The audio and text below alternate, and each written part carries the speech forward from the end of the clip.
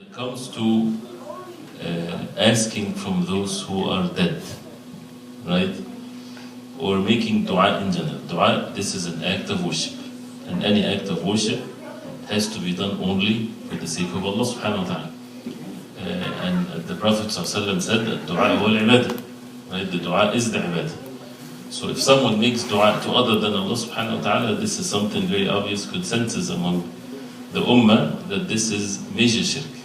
That's what, Islam, Allah subhanahu wa ta'ala sent the messengers to call people to worship Allah subhanahu wa ta'ala alone. If a person makes sujood to other than Allah, vow, slaughtering, and dua and so on.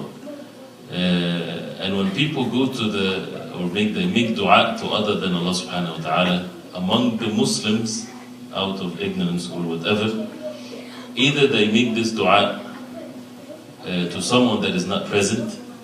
So for example, someone at his home, he is asking from a human being, whether he's alive or dead, right? Oh, so and so, help me with whatever need that I have. This person can be alive, right? But he doesn't hear him, right? So he's asking from someone ghaib, someone that is not present. This is major shirk, right? Why? Because he's asking a human being something that he cannot do. It's only Allah subhanahu wa ta'ala that can help him in that situation.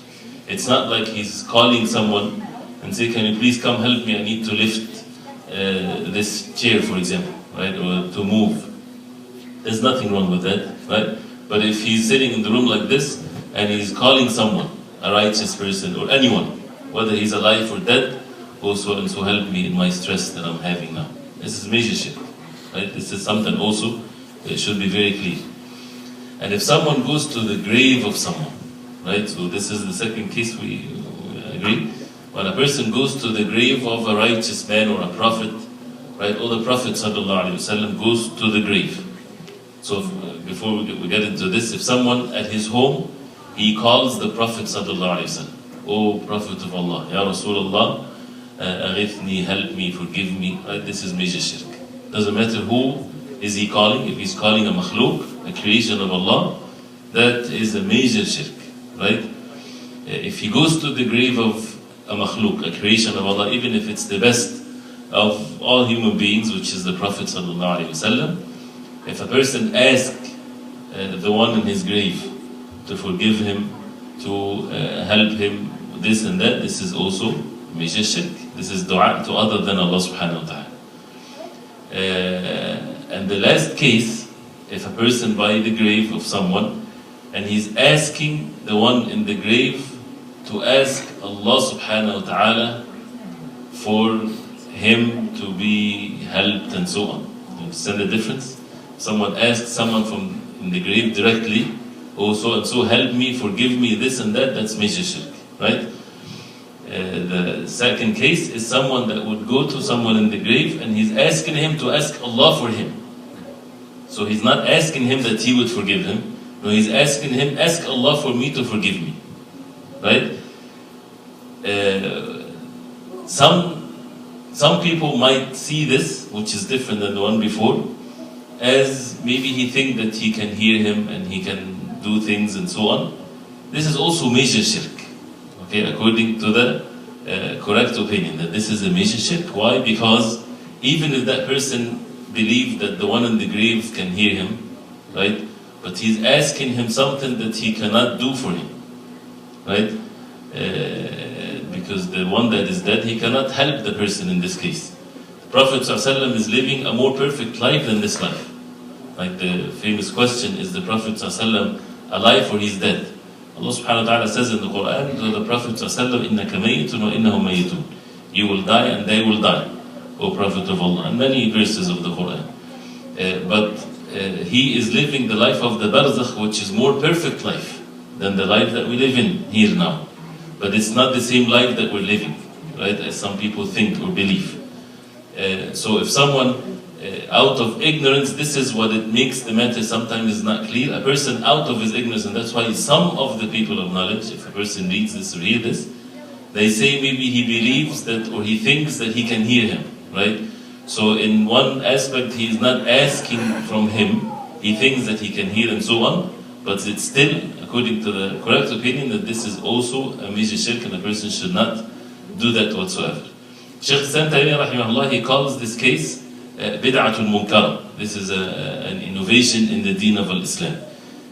Some would say that he meant by this is a bid'ah munkara, meaning bid'ah can be a major shirk, because the bid'ah can be minor or major, right? So it's anyway, it's something that is innovation in the deen. This is nothing that was done at the time of the Prophet ﷺ or the Sahaba radiallahu anhum, and it's something that definitely should be avoided. The last case, and we'll continue inshallah with our subject. If a person goes to the grave of someone or goes to the grave of the Prophet ﷺ and asks Allah subhanahu wa ta'ala, he does not ask from the Prophet ﷺ. He does not ask from the righteous person in the grave. He's asking Allah subhanahu wa ta'ala by the grave, right? And that means he believes that that spot, the dua is more likely to be accepted, because this is a blessed spot. The most blessed spot, of course, if you're talking about graves, the best grave and the most blessed grave whatsoever, of course, is the grave that has the Prophet ﷺ. But is it permissible for someone to go by the grave of the Prophet ﷺ thinking that that spot by the grave, the dua is more likely to be accepted or not? That's not permissible. And this is what is bid'ah. And it leads to shirk, right? So this act by itself, the ulama might not classify it as shirk. They can classify it as minor shirk. It can lead to the major shirk, right? But this is innovation in the deen. None of the Sahaba radiallahu anhum, they did that.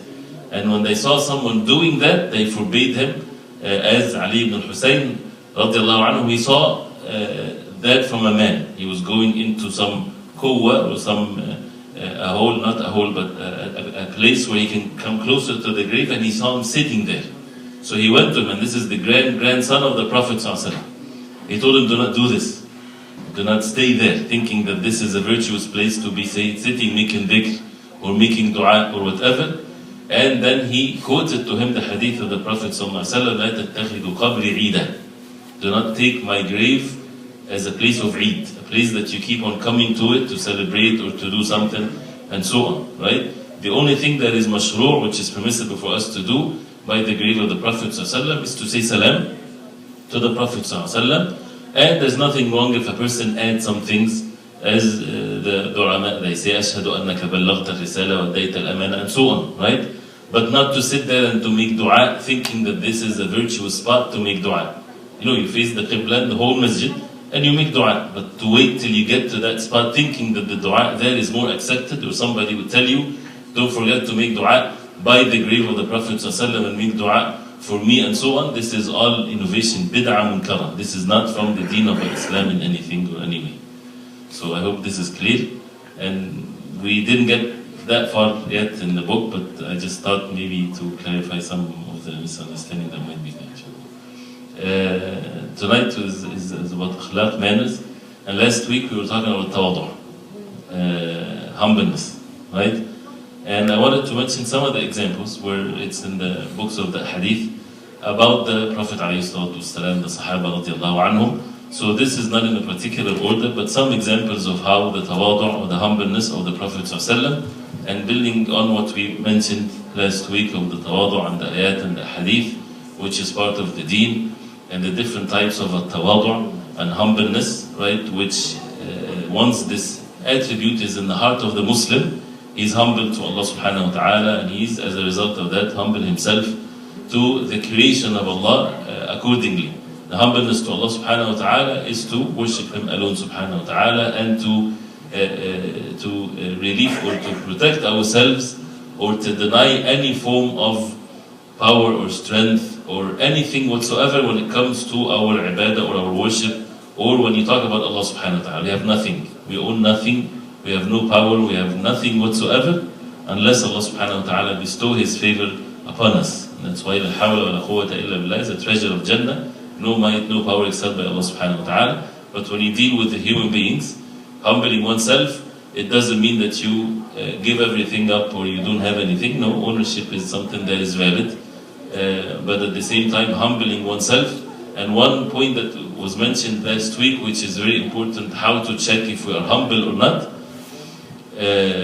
in matters of this materialistic things of this dunya that make people superior, according to the people of this world, whether it's wealth, beauty, whatever ignorant things like race or color of the skin or all these things that ignorantly, or it might valid that people have more money than others and so on. Anything that Allah subhanahu wa ta'ala gave or created the human being with, when you deal with others, you should do something to make sure that they don't feel like you feel that you are superior over them with these things.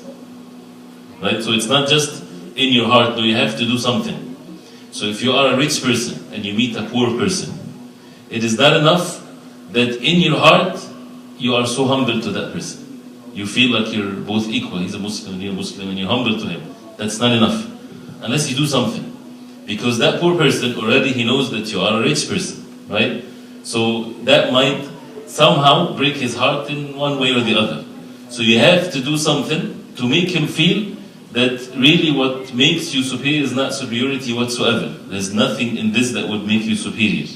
So for example, you would sit and eat with him. You would humble yourself with him.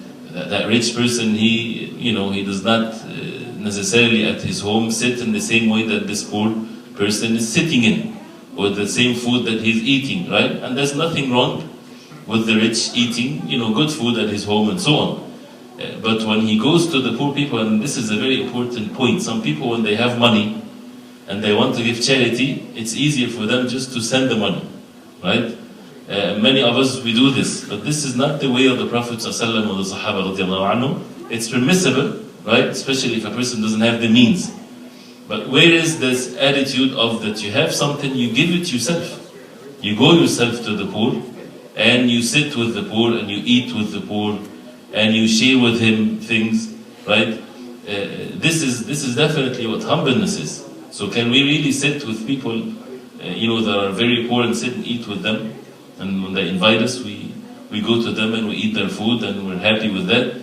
Or our life is different, right? So it's to make sure that those who are having less of any materialistic thing, that we do something to make them feel that this is nothing whatsoever of means of superiority. And this is how the Sahaba radiallahu anhum, Islam does not call for people to be like or socialism, where everybody should be the same and you take from the rich till you break their neck, right? So that everybody is equal. This is nothing of the deen of Islam. The deen of Islam, there's rich people, there's poor people, and this is how Allah subhanahu wa ta'ala created the human beings. But this is not a reason for people to have enmity to one another, or to have arrogance towards one another, or from the other side, from the poor to envy those who are rich. All of these are diseases that is haram. So both sides, they have to do something. The poor does not envy the rich, and the rich, he humbled himself to the poor. But the rich stays as rich, and the poor, there's nothing wrong with being a poor person. But you see the difference here is in the attitude and the actions and so on, to the extent of which they won't envy one another and they won't be arrogant towards one another. And this is part of the deen. You'd find a person making salah and ibadah and so on, but he is arrogant. In his heart there's arrogance, right? We should not point fingers to one another, because this is only something in the heart, and a person has to accuse himself first. We have to take it like this. We are arrogant unless proven otherwise.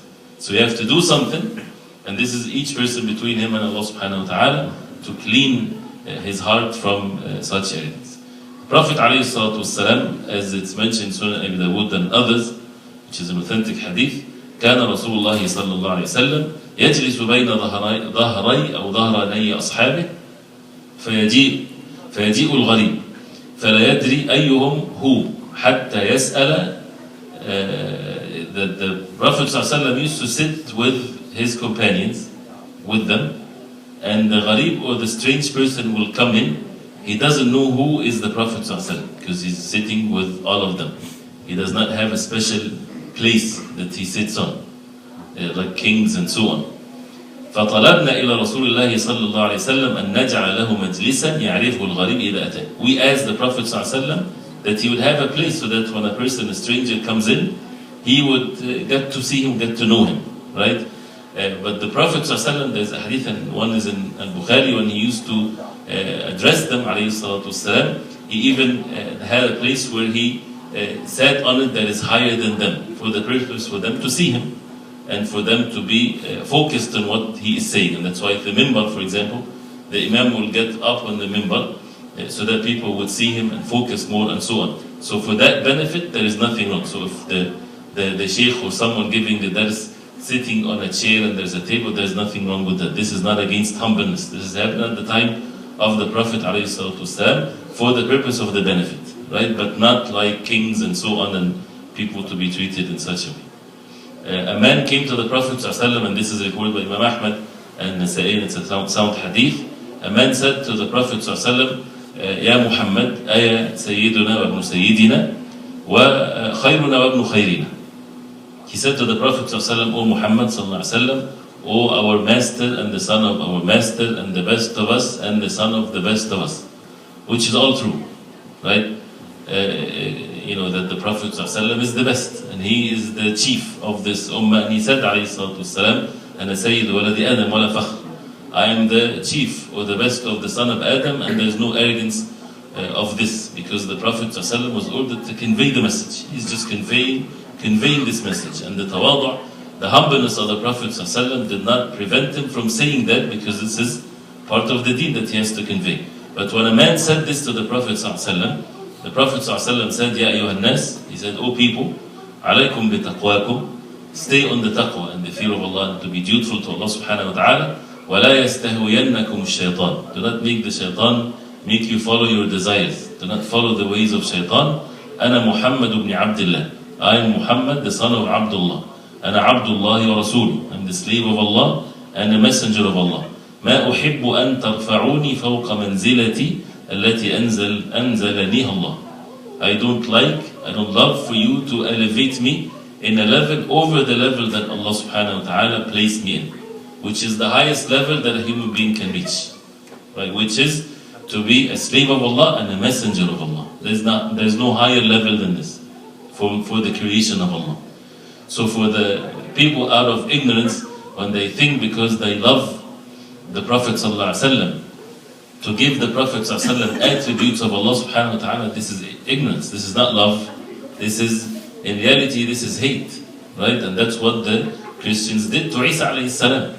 They thought this is how they express their love to Isa alayhi salam, and they would take even these means as a way that Isa alayhi salam, they would say he's better than the Prophet ﷺ because he's the son. This is cursing Isa alayhi salam when they claim that he is having these attributes of Allah subhanahu wa ta'ala. So the highest level that a human being can reach is to be a slave of Allah and the messenger of Allah alayhi salatu wasalam.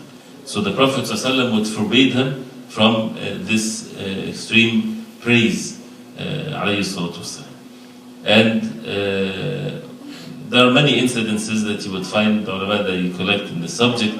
For example, in Sahih Bukhari, that the Prophet ﷺ, when Abdullah ibn Amr, he talked to him about the fasting, and we talked about that before, he wanted to fast more and so on.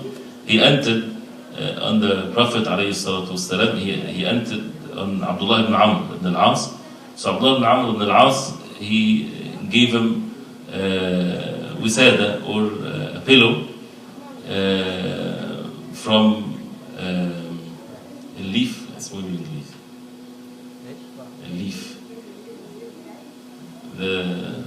It's a plant which is very rough. This is the stuffing of the pillow, and he leaned on it alayhi salatu wasalam. So he would go to visit his companions, right? And he would sit with them and he would talk to them. These are small issues, but it shows how the life of the Prophet ﷺ was with his companions. He would not necessarily call them to come, right? If they need him or so, he would go to them alayhi salatu wasalam and sit with them and so on.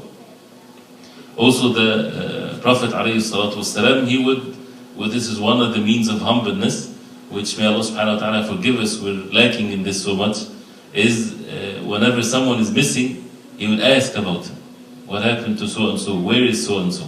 This is one of the means of humbleness, right? Because when people do not do that, this is a bad sign.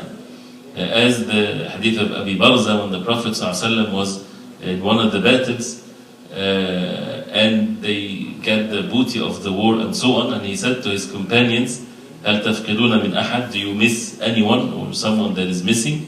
They said, yes, Fulan and Fulan, such and such, and they mentioned some names.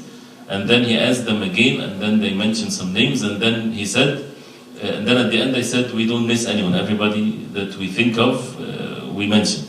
He said, لكني أفقد جليبيبا فاطلبوه, which means I miss Julaybib. And Julaybib has a story, right? That the Prophet ﷺ used to love him dearly, right? And he was someone that Allah subhanahu wa ta'ala did not give him the good looking physically, right? And he got to marry to someone that is beautiful and so on. And he was martyred in the Battle of Uhud. So they went to see him, and they found him next to 7 people were killed, and he killed them, and they killed him. So the Prophet ﷺ went to him and he said, قتل 7 ثم قتلوه هذا مني وأنا منه هذا مني وأنا منه. He said, the Prophet ﷺ, he killed 7 and they killed him. He is from me and I'm from him, right?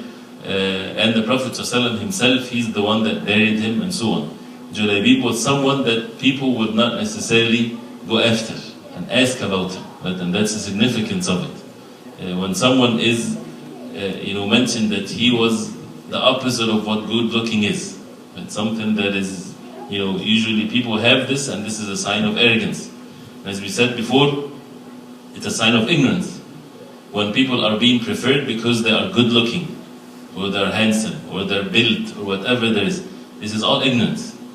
Why? Because this physical body, we have nothing to do with it. Person is born like this, right? This is what Allah subhanahu wa ta'ala created him with, whatever body that is given to him. This is him. This is something from Allah subhanahu wa ta'ala. So it's so ignorant when people would judge others based on something that they have no earnings or there's no actions from them. And what's in each and every one of us, which is the same, is the soul that Allah subhanahu wa ta'ala gave every human being, one's being, right? And this is such an amazing creation of Allah subhanahu wa ta'ala. So without paying attention, it's very easy to fall into this.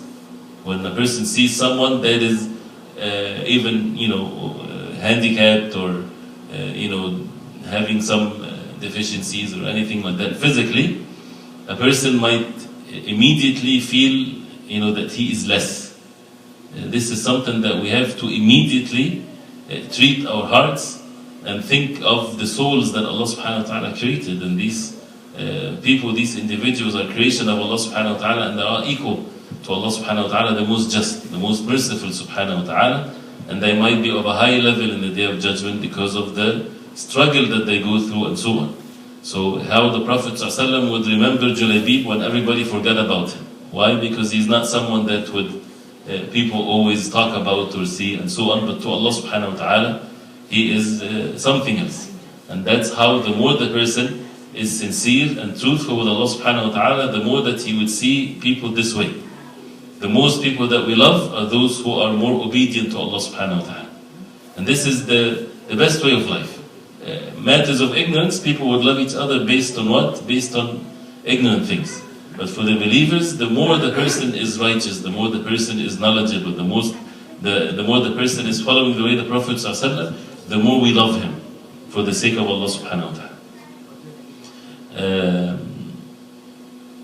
And again, if we talk, you would almost every hadith that has some form of interaction between the Prophet ﷺ and the companions of the Allah anhum, many people, they just give more focus to the statements of the Prophet ﷺ that he would say, and they don't focus on the details of the hadith, right? That he did this, alayhi salatu wasalam, or they did that, or he said this in the conversation and so on. It's very important. You would see how humble the Prophet alayhi salatu wasalam. He would, as Anas radiallahu anhu, one time he passed by some young children and he gave them salam and so on, and he said that the Prophet ﷺ used to do that.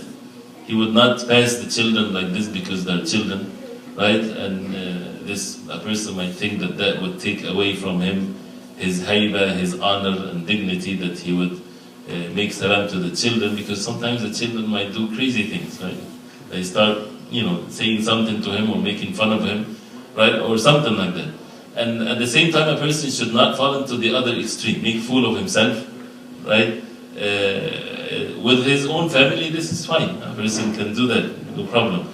But to strangers and so on, a person have to have the moderate way of dealing with others, so that, the children sometimes they get into extreme with this. But to treat them with respect and with kindness, and to make them laugh and to, joke with them in a halal way, as the Prophet ﷺ would go to one of the companions when the hadith of Anas also radiallahu anhu, that he said, إن كان رسول الله صلى الله عليه وسلم لا يخالطنا. He used to mix with us. And Anas was a young boy when he went to the Prophet ﷺ to serve him and so on. حتى يقول لي أخ لي صغير. And the Prophet ﷺ would say to a brother of mine that is young, يا أبا عمير ما فعل النغير. O Aba Umayr, it's the kunya of the little boy, right? What happened to the little bird? Because he had a little bird and it died. So he would, tell him that, alayhi salatu wasalam, respecting what this child is going through or feeling or whatever. And they would always call them with their kunya, the little child, right? Which is, again, something that we should try to revive, actually, right? Give your child a kunya, right? It doesn't have to be that you wait till he has a son and you call him Abu Fulan. No, you call him Abu Fulan when he was young, right? And when you're pleased with him, you call him with his kunya, right? When you're angry with him, don't call him with his kunya, right? Call him with his name, right? That he would even know exactly whether you're happy with him or not. And this is, so this is another subject. But then the point is, the Prophet ﷺ would do that to the children. And he used to visit them, or when visit people, and he would يمسح رؤوس الصبيان, he would wipe over their head, right? This is all, something that is, and we talked about that before, even he would go visit a child that is sick. And then we said, how many of us do this? A child that is sick, and he would ask his father, I want to visit him. And you see the effect of the child when someone, grown up, he's coming to visit him when he's sick, right? And not just the children and so on. And the Prophet ﷺ used to do that. The Prophet ﷺ, and it's all something that we heard before, when the hadith in Bukhari, where the Aisha radiallahu anha, when she was asked, what did the Prophet ﷺ used to do at his home? She said, كان يكون في مهنة أهله. He used to be in the service of his family, like helping his wife in whatever is done at home. فإذا حضرت الصلاة خرج إلى الصلاة. And when the salah time comes, he goes out to the salah. One narration as if we do not know him and he doesn't know us. But if it's not time for the salah, he's helping his family and so on. And people used to ride behind the Prophet ﷺ, which is a sign of humbleness, because the arrogant ones or the rich ones, they would feel uncomfortable if somebody would ride behind them on the camel or the horse and so on. He used to put his food on the ground, alayhi salatu wassalam. And as it's mentioned, Sahih al-Jami' وَيُجِيبُ دَعْوَةَ الْمَمْلُوكِ وَيَرْكَبِ الْحِمَارِ, that he would accept the da'wah, the invitation of a mamluk, a servant or a slave, right? Invite him, he would accept that, and he would ride over the donkey, right? Which you see when someone riding over a donkey, it doesn't look very different than when you're riding over a horse. Right? When you're on a horse, it looks, like you're a faris. What's faris? Like a Knight. Like the knights and so on. We won't find them riding over mules and things like this. Prophet ﷺ used to ride on the horses, of course, and he's the best in this. And also, he would ride over the mule.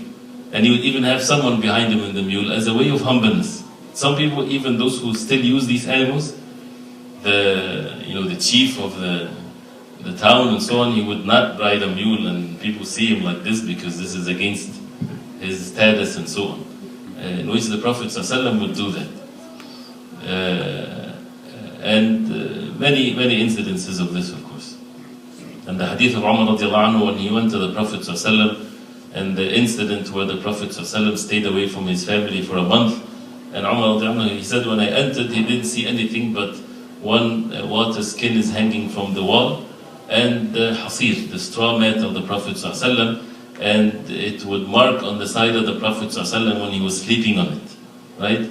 And this is the life of the Prophet ﷺ. And when Umar radiallahu anhu saw this, he wept, right? And he said to the Prophet the Prophet ﷺ asked him, why you are weeping? He said, Ya Rasulullah, inna Kisra wa Qaysar fima huma fi wa anta Rasulullah.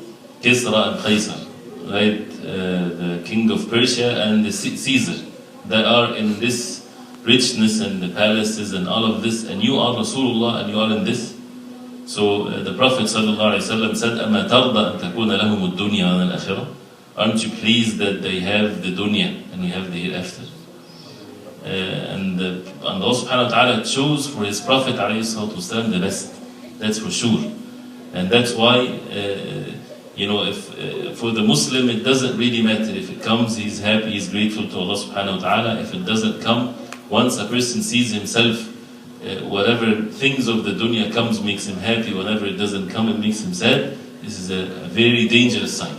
And this is what the Prophet ﷺ said, تعس عبد الدينار, تعس عبد الخطيفة, تعس عبد الخميلة. Right? He is such a worse, miserable situation, the slave of the dinar, the dollar and so on, the slave of the nice clothing and so on.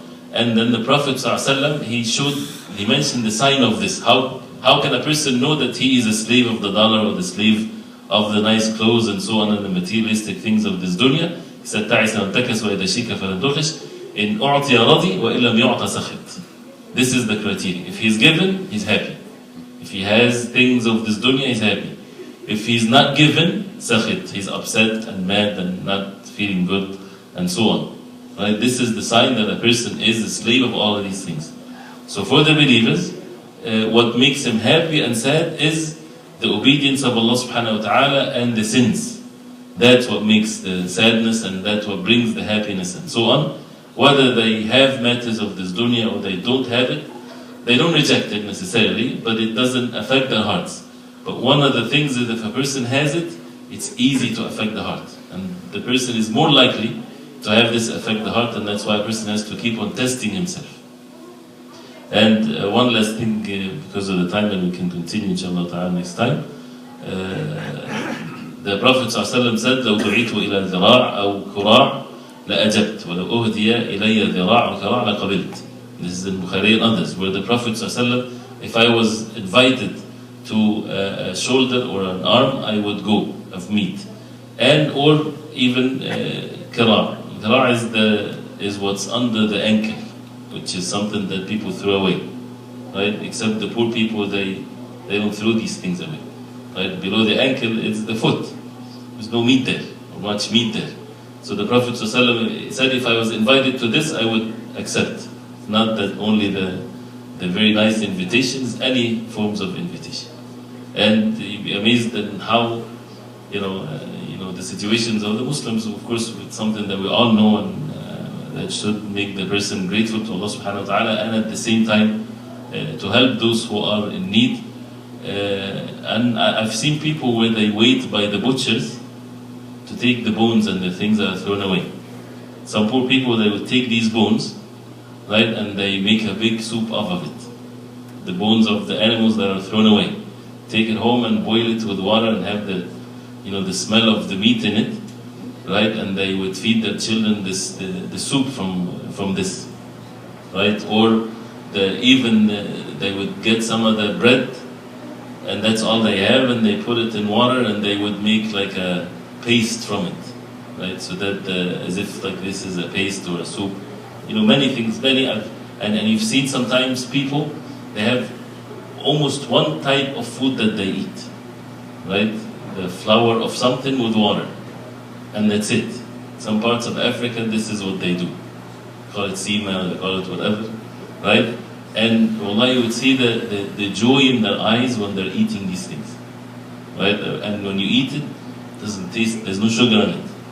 And it's not even warm, right? The flour made of corn, right? With water. And this is like a very joyful thing when they get this and they eat it and they're happy, right? And subhanAllah, on the other hand, when a person the food is not according to how it was or cooked or whatever, you find all kinds of displeasure and so on. So we ask Allah subhanahu wa ta'ala to forgive our sins and to make us among those who are humble. And again, not to reject the ni'mah of Allah subhanahu wa ta'ala. This is not the action to be done.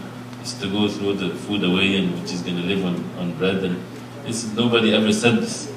But the more we are given, that means we have to be more grateful to Allah subhanahu wa ta'ala. That means more good deeds, more ibadah, more charity, more goodness. Missing a salah for a person in that state of goodness, it is not the same as someone that is missing a salah because he's hungry, for example, right? So to take the excuses very, I don't know how the word to say, but when we read the hadith here, if a person is far away, more than a mile and a half away from the masjid, he doesn't, Salat al-Jama'ah is not mandatory for him. Yeah, sure, it is. But what type of life that is when a person would just don't come from the masjid and he think that he has the excuse when everything is made easy. Right? It's not just about the permissibility or the sin. It's about the deen become lost in the life of a person when he does not have nothing to do with the masjid. If he comes to the masjid only Jumu'ah, right? What type of righteousness and what type of purity of the heart that would be. So this is something that needs to be changed. And for people to be close to the masajid and come to the masajid and to humble oneself to worship Allah subhanahu wa ta'ala.